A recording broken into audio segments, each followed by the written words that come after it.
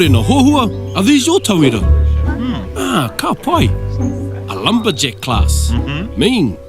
Sounds dangerous. So, do they know what they're up to? Okay, class, chainsaws can be dangerous, okay? If you gotta be real careful when you cut onto the truck, make sure there's... I don't think they were paying attention to your safety briefing. Be careful, man! Whoa! Oh man, too late! That looks pretty serious, bro. Here's some steps you need to follow. If you don't, we could all be in trouble. Hohua, have you got your phone? Yeah. Ring 111 now. Make sure everyone else is safe. If it's safe to do so, apply first aid. Whoa! Hohua! Don't disturb the accident scene.